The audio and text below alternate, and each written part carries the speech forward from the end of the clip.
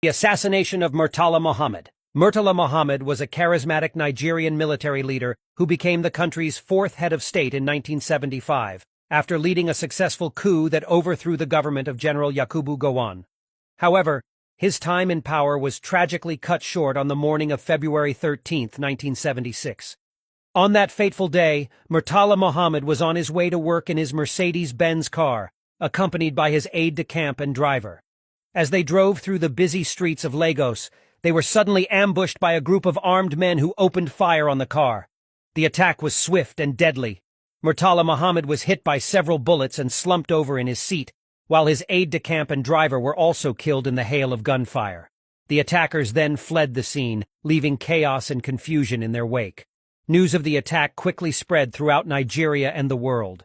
People were shocked and saddened by the sudden and violent death of a leader who had only been in power for a little over 6 months.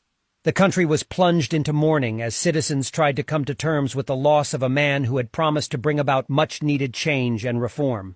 In the aftermath of the attack, investigations were launched to try and identify the perpetrators and bring them to justice. The investigation led to the arrest and trial of several suspects, including Dimka, a lieutenant colonel in the Nigerian army, who was found guilty of masterminding the assassination. Though Murtala's murderers were captured and were publicly executed, there are conspiracy theories about the cause of his death. One of such stories linked the West to the killing. Many believe that his Africa has come of age speech, which he delivered 32 days before his assassination at an extraordinary meeting of the OAU held in Addis Ababa, might have incensed the Western power that eventually planned his assassination.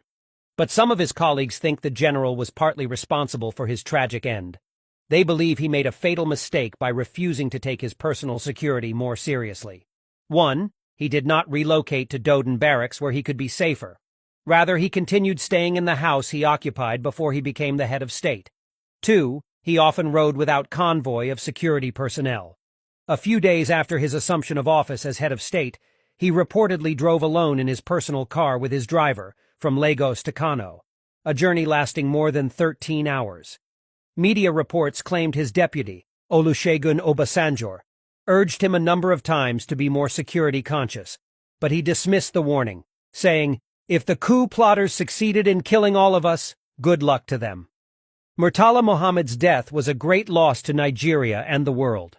His legacy, however, lives on, as he is remembered as a courageous leader who fought for justice and equality for all. His life and tragic death serve as a reminder of the sacrifices made by those who seek to bring about change and make the world a better place.